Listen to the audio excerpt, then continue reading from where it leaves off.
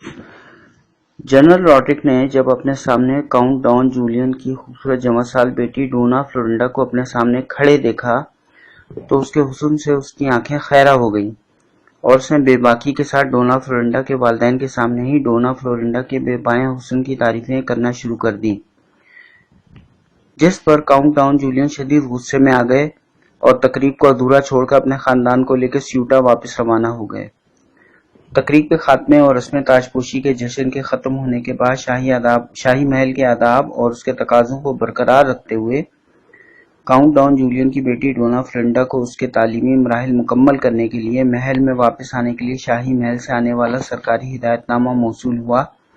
और इस मकसद के लिए शाही महल से एक खुसूसी बग्घी स्यूटा रवाना की गई थी ताकि डोना फ्लोरिंडा को बहिफाजत शाही महल तक वापस लाया जा सके। अभी फ्लोरिंडा को शाही महल में वापस आए चंद ही रोज गुजरे थे कि बादशाह विटीजा की मौत के बाद सल्तनत में मौजूद बगावत में मजीद तेजी आ गई। सन 711 ईस्वी में ही हिस्पानिया के शुमाल में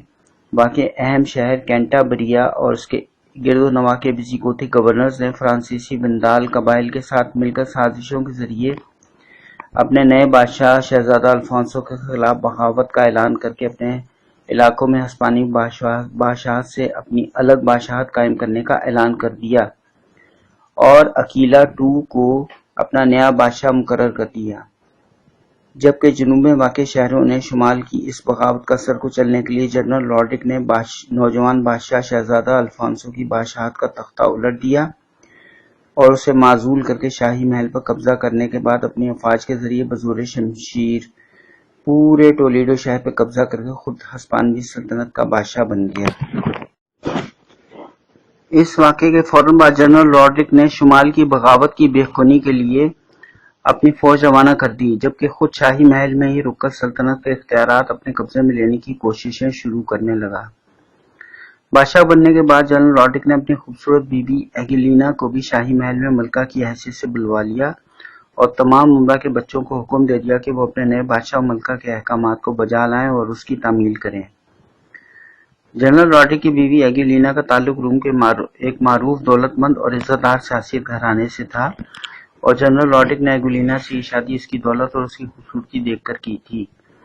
नए बादशाह की तरफ से शाही महल में ज़ेर तालीम बच्चों के बारे में इतने सख्त अहकामात आने के बाद हुकूमती उमरा के घरानों में खौफ की एक नई लहर दौड़ गई। हिस्पानिया की तारीख के इन पेचीदा मुश्किल तरीन हालात के इस दौर में उस दौरान एक ऐसा वाक़या पेश आया जिसने आगे चलकर न सिर्फ कि हिस्पानिया में विजिगोथिक सल्तनत का न सिर्फ खात्मा कर दिया बल्कि पूरे हिस्पानिया में मुस्लिम अफवाज का कब्जा हो गया। हुआ कुछ यूं था कि एक दिन मामूल के मुताबिक शाही महल के उमरा और मुसाहिबीन की बेटियां जो कि शाही महल में ही ज़ेर तालीम थीं, शाम के वक्त शाही महल के किनारे पर वाक़े बहने वाले दरिया टेगोस की ज़ेली शाख में इज्तिमाई गुस्ल के लिए जमा हुई। ऐन उसी वक्त इत्तफाकिया तौर पर बादशाह रॉड्रिक भी शाही महल से मुत्तसिल फसील के एक मीनार की खिड़की पर खड़ा होकर टोलीडो शहर का जायजा ले रहा था। इस दौरान इन नौजवान खवातीन ने इज्तिमाई गुस्ल शुरू करने के लिए अपने कपड़े उतार दिए ताकि वो गुस्ल कर सके। इन नौजवान लड़कियों में से एक खूबसूरत डोना फ्लोरिंडा भी थी जो कि गुस्ल के लिए दरिया टेगोस के किनारे पर अपनी हम उम्रों के हमरा आई हुई थी। वो सब लड़कियां मिलकर गुस्ल करने में मसरूफ थीं और गुस्ल के एहतमाम के साथ साथ अपनी ऊंची आवाज में एक दूसरे के साथ हंसी मजाक और कहकहे भी लगा रही थीं। इस दौरान महल की फसील के मीनार की खिड़की पर खड़े बादशाह रॉड्रिक ने जब महल के नीचे से आने वाली खवातीन की तेज आवाजें सुनकर नीचे महल की तरफ नजर दौड़ाई तो उसे ये नौजवान लड़कियां उससे बरहना हालत में नहाती हुई नजर आईं। इन नौजवान लड़कियों में जब उसने खूबसूरत डोना फ्लोरिंडा को देखा तो उसका दिल इस पर आ गया और उसने उसी डोना फ्लोरिंडा को हासिल करने का फैसला कर लिया। चंद रोज के बाद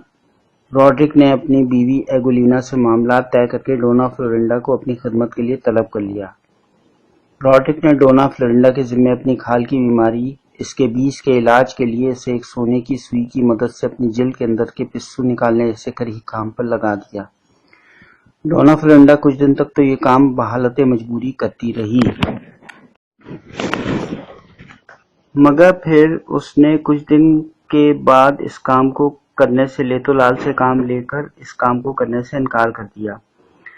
بادشاہ رودریک کو ڈونا فلورنڈا کے اس انکار کرنے پر شدید غصہ آیا، مگر پھر وہ برداشت کر گیا کیونکہ اس کی نیت میں فطور تھا،